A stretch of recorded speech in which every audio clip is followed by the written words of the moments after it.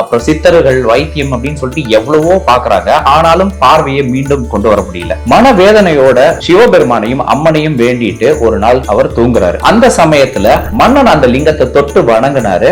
அவருடைய கண்கள்ல ஒளி மீண்டும் வந்து சேர்ந்தது. ஒரு சில நொடிகள்ல ஊர் முழுக்க சுத்தி வந்து எடுத்துட்டு வந்து கோயில் முன்னாடி விடுவாங்க. அது சரியாக அம்மனுக்கு முன்னாடி தான் அந்த கம்பத்தை ஊன்றி வச்சிருப்பாங்க. இந்த நேரத்துல கிட்டத்தட்ட 1,00,000க்கும் மேற்பட்ட அக்னி சட்டிகள் வந்து செலுத்துறதுக்காக பக்தர்கள் வருவாங்க. பக்தர்கள் தன்னுடைய குடும்பத்தோட வந்து ஆற்றங்கரையில வச்சு கட்டுமானத்தின் வலிமை, கட்டிடங்களின் பாதுகாப்பு, ஸ்ரீ துர்கா டிஎம்டி கம்பிகள். DVR Garden Signature Living T Nagar இப்போ திருவள்ளூருக்கு வந்தாச்சு. Near D Mart on new bypass road, Tiruvallur நகராட்சிக்குட்பட்டது. பிளாட் 20 லட்சம் முதல். கான்டாக்ட் 9955511814. பக்தி கஃபே நேயர்களுக்கு வணக்கம். டெம்பிள் டேல்ஸ் நிகழ்ச்சியில தேனி மாவட்டத்துல முல்லை ஆற்றங்கரையோரமா அம்மன் அருளால உயிரோட்டமாக இருக்கக்கூடிய ஒரு புனித பூமின்னு சொல்லலாம். வருடத்திற்கு ஒரு தடவை ஒரு ஊரே மொத்தமா ஒரு ஆன்மீக பூமியா மாறிடுது. இரவு முழுக்க மேளம், தமிழ், நாதஸ்வரம் அப்படின்னு சொல்லிட்டு அம்மா தாயின்னு விண்ணை கிழிக்கக்கூடிய பக்தர்களுடைய குரல். முல்லை ஆற்றங்கரையோரத்துல லட்சக்கணக்கான பக்தர்கள் தீச்சட்டி எடுத்துட்டு அந்த ஊர் மொத்தமே வந்துட்டு ஒரு தீப வெளிச்சத்துல ஜொலிக்குதுன்னே சொல்லலாம். அப்படிப்பட்ட ஒரு ஊரை தான் நம்ம இன்னைக்கு பார்க்க போறோம். அதுதான் தேனி வீரபாண்டி ஸ்ரீ கௌமாரி அம்மன் டெம்பிள். இந்த கோயிலுடைய தல வரலாறு என்ன அப்படின்னு ஃபர்ஸ்ட் பார்க்கலாம். பல நூற்றாண்டுகளுக்கு முன்னாடி பாண்டிய நாட்டை ஆண்ட வீரபாண்டிய மன்னர் ஒரு காலத்துல அவருடைய கண் பார்வையை இழந்துடுறாரு. அவருடைய மருத்துவர்கள், அப்புறம் சித்தர்கள், வைத்தியம் அப்படின்னு சொல்லிட்டு எவ்வளவோ பாக்குறாங்க. ஆனாலும் பார்வையை மீண்டும் கொண்டு வர முடியல. மனவேதனையோட சிவபெருமானையும் அம்மனையும் வேண்டிட்டு ஒரு நாள் அவர் தூங்குறாரு. அந்த சமயத்துல அவருடைய கனவுல அம்மன் தோன்றி வைகை ஆற்றங்கரையோரமாக நடந்து வா, உன்னை நான் வழி நடத்துகிறேன் அப்படின்னு சொல்லி அவர் சொன்னாரு.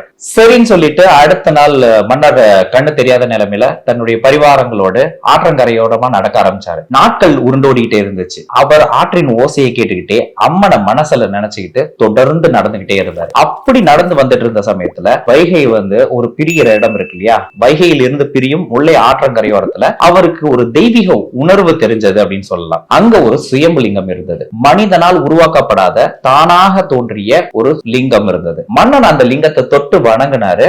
அவருடைய கண்கள்ல ஒளி மீண்டும் வந்து சேர்ந்தது. ஒரு சில நொடிகள்ல மன்னனுக்கு முழுவதுமாக பார்வை கிடைச்சிருச்சு அப்படின்னு சொல்றாங்க. அந்த ஆனந்த கண்ணீரோடு தனக்கு கண் கொடுத்த ஈஸ்வரன் அப்படின்னு சொல்லி வணங்கி அவருக்கு வந்து ஆலயம் கட்டினாங்க. அதனால அந்த சிவனுக்கு கண்ணீஸ்வரமுடையார் அப்படின்ற பெயர் சூட்டப்பட்டிருக்குது.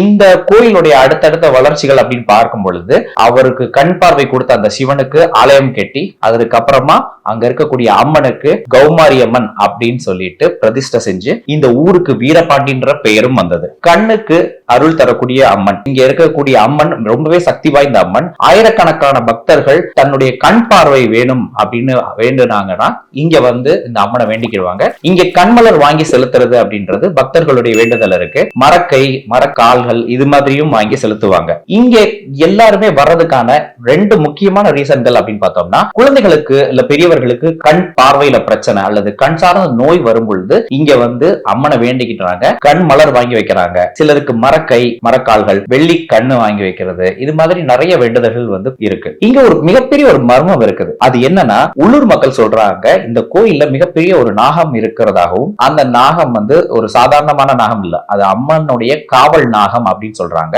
மேலும் இந்த நாகம் இரவு நேரத்துல அம்மன் கோவிலில் இருந்து கண்ணீஸ்வரமுடையார் கோயிலுக்கு செல்கிறது அப்படின்னு சொல்லிட்டு பலரும் சொல்றாங்க. இன்னொரு ஒரு மிகப்பெரிய ஒரு நம்பிக்கை இருக்குது. முல்லை ஆற்றுல எவ்வளவு பெரிய வெள்ளப்பெருக்கு ஏற்பட்டாலும் கண்ணீஸ்வரமுடையாருடைய நெற்றி கண்ணை தாண்டி அந்த வெள்ளப்பெருக்கு போகாது, அதுதான் லிமிட் அப்படின்னு சொல்றாங்க. அதை விட முக்கியமான விஷயம் என்னன்னா, எந்த ஒரு இவ்வளவு பெரிய பெருவெள்ளம் வந்ததுலயுமே வந்துட்டு கருவறையை என்னைக்குமே அது சேதப்படுத்தினதில்லை அப்படின்னு சொல்லிட்டு ஊர் மக்களுடைய கூற்று. சரி, இந்த கோயிலுடைய திருவிழாவை பத்தி பார்ப்போம். கோவில் திருவிழாவுக்கு 21 நாட்களுக்கு முன்னாடி, சரியாக சொல்லணும்னா 8 நாள் திருவிழா நடக்கக்கூடிய இந்த கோயில்ல அந்த 8 நாள் திருவிழாவுக்கு முன்னாடி 21 நாளைக்கு முன்னாடியே அங்க கம்பம் சாத்திடுவாங்க. இந்த கம்பம் அப்படின்றது ஒரு சாதாரண மரக்கம்பம் அப்படின்னு சொல்ல முடியாது. இது சிவனுடைய இருப்பு, அம்மனுடைய சக்தி, ஊருடைய பாதுகாப்பு, விவசாய வளம் எல்லாத்திற்குமான ஒரு அடையாளமாக சொல்றாங்க. இந்த கம்பம் அப்படின்றது எப்படி செலக்ட் பண்றாங்க அப்படின்னா, ஒவ்வொரு முறையுமே வந்துட்டு திருவிழா நேரத்துல முக்கியமான பூசாரிகளுடைய கனவுல தோன்றி இங்கதான் வந்து மரத்தை எடுக்கணும் அப்படின்னு சொல்லுவாங்க. அதன் பேர்ல அங்க இருந்து எடுத்துட்டு வர்றதாகவும் சொல்லப்படுது. மேலும் அந்த கம்பத்தை எடுத்துட்டு வந்து அதுல வந்து மஞ்சள் தடவி குங்குமம் வச்சு பூமாலைகள் போட்டு அதுக்கப்புறம் பூஜை எல்லாம் வேப்பிலை அலங்காரம் எல்லாம் செஞ்சு அதுக்கப்புறம் மேலும் தமிழ் நாதஸ்வரம் முழங்க மொத்தமா ஊர் முழுக்க சுத்தி வந்து எடுத்துட்டு வந்து கோயில் முன்னாடி ஊனுவாங்க.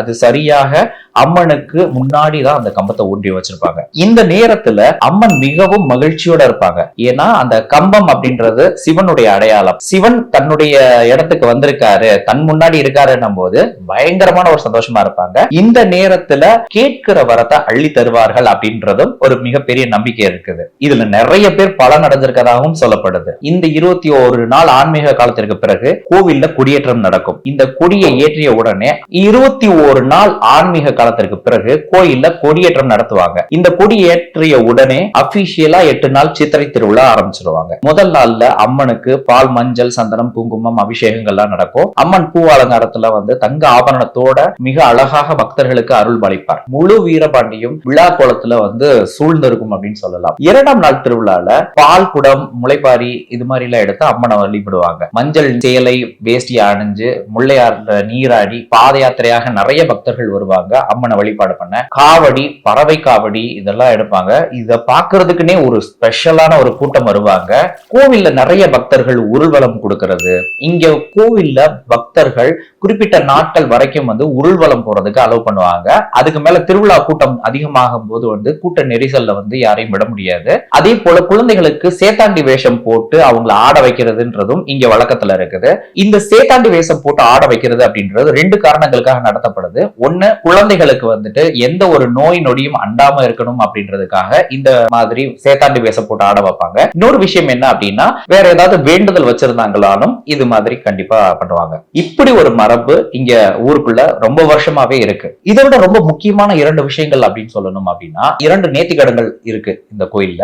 அது 2மே என்ன அப்படின்னு பார்த்தோம்னா, ஒண்ணு 1000 கண் பானை. அதாவது ஒரு பானையில 1000 ஓட்டைகள் இருக்கும். அதைத்தான் 1000 கண் பானை அப்படின்னு சொல்றாங்க. அதுக்குள்ள வந்து என்ன பண்ணுவாங்கன்னா, உள்ள வந்து மாவு வச்சு விளக்கு வச்சிருப்பாங்க. அந்த விளக்குடைய ஒளி வந்து பாத்தீங்கன்னா அந்த 1000 கண் வழியா வெளியில தெரியும். இது இரவு நேரத்துல எடுத்துட்டு போறப்ப பாத்தீங்கன்னா அந்த அம்மனுடைய 1000 கண் பார்வை இந்த உலகத்தின் மீது படுறது மாதிரியான ஒரு உணர்வு இருக்கும். இது ரொம்ப வந்து நிறைய பேர் இந்த நேர்த்திக்கடனை போட்டிருக்காங்க. இந்த நிறைவேற்றுறதுக்காக வந்து திருவிழா காலங்கள்லயும் வந்து ரொம்ப சிறப்பா செய்வாங்க. இன்னொரு முக்கியமான நேர்த்திக்கடன் என்ன அப்படின்னா, தீச்சட்டி எடுக்கிறது. அதாவது அக்னி சட்டின்னு சொல்லுவாங்க இல்லையா, இந்த அக்னி சட்டி எடுக்கிறது ஒவ்வொரு வருடமும் கிட்டத்தட்ட 1,00,000க்கும் மேற்பட்ட அக்னி சட்டிகள் வந்து செலுத்துறதுக்காக பக்தர்கள் வருவாங்க. பக்தர்கள் தன்னுடைய குடும்பத்தோட வந்து ஆற்றங்கரையில வச்சு நம்ம செய்ய வேண்டிய அந்த தீச்சட்டியை வளர்த்து அதற்கு பிறகு என்ன பண்ணுவாங்கன்னா, அதை பக்தியோட எடுத்துட்டு போய் கோயில போய் செலுத்துறது அப்படின்றத பக்தியோட எடுத்துட்டு போய் அதை கோயில்ல செலுத்தி அம்மனுடைய அருளை பெற்றுட்டு வர்றதுதான் வழக்கமான நடந்துட்டு இருக்க ஒரு விஷயம். இந்த திருவிழா நேரத்துல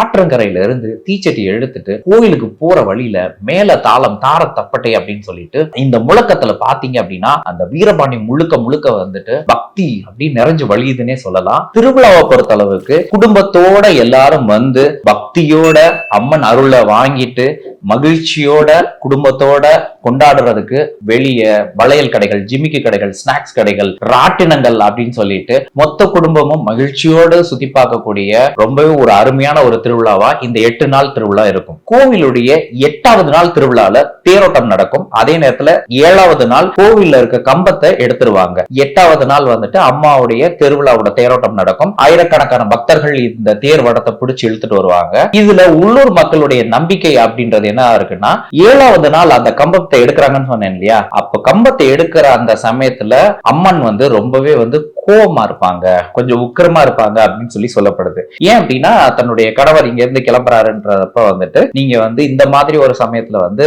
அம்மன்கிட்ட போய் நீங்க வந்து அருள் வாங்கணும்னு நினைக்காதீங்க, அவங்க ரொம்ப கோபத்துல இருப்பாங்க. அதனால திருவிழாவுடைய முதல் 5 நாட்கள் அப்படின்றது உங்களுக்கு ரொம்பவே ஸ்பெஷலா இருக்கும். உங்களுக்கு நீங்க வேண்டிய எல்லாமே நடக்கும் அப்படின்னு சொல்றாங்க. மேலும் இந்த கோயில்ல கருப்பசாமி வந்துட்டு அருள் பாலிக்க வைக்கிறாரு. அவரை தாண்டி தான் நீங்க உள்ள போய் நீங்க அம்மனை வந்து தரிசிக்க முடியும். முல்லை ஆற்றங்கரையோரத்துல குளிர்ந்த இரவு, மேளம், தீச்சட்டி, 1000 கண் பானை அப்படின்னு சொல்லிட்டு அம்மா தாயே பக்தர்கள் வந்து முழங்க வார்த்தைகளால அந்த காட்சியை வந்து விவரிக்க முடியாது. வீரமாண்டி கௌமாரியம்மன் கோயில் திருவிழான்றது ஒரு ஊர் கோயில் திருவிழா மட்டும் இல்ல, பக்தி, நம்பிக்கை, கண்ணீர், அருள், மக்களின் உயிரோட்டமான ஆன்மீகம். இந்த கோயிலுக்கு லட்சக்கணக்கான பக்தர்கள் இந்த கோயிலுக்கு வருவதற்கான 2 முக்கிய காரணங்கள். ஒன்று, கண் பார்வை சரியாகிறதுக்கு. இன்னொரு காரணம், குழந்தை வரம் வேண்டி. நிறைய பேர் இதனால பலன் அடைஞ்சிருக்காங்க அப்படின்னு சொல்லப்படுது. இந்த மே மாசம் தேனி சைடு போறீங்க அப்படின்னா மே 12 மிஸ் பண்ணாம இந்த திருவிழாவை விசிட் பண்ண ட்ரை பண்ணுங்க. நிச்சயமாக உங்களுக்கும் உங்கள் குடும்பத்திற்கும் அம்மனின் அருள் பெற நாங்கள் வேண்டி விரும்புகிறோம். நன்றி, வணக்கம். இந்த வீடியோ உங்களுக்கு பிடிச்சிருந்தா லைக் பண்ணுங்க, ஷேர் பண்ணுங்க, கமெண்ட் பண்ணுங்க. மறக்காம பெல் பட்டனை கிளிக் பண்ணிட்டு பக்தி கஃபே தமிழ் சேனலை சப்ஸ்கிரைப் பண்ணிடுங்க.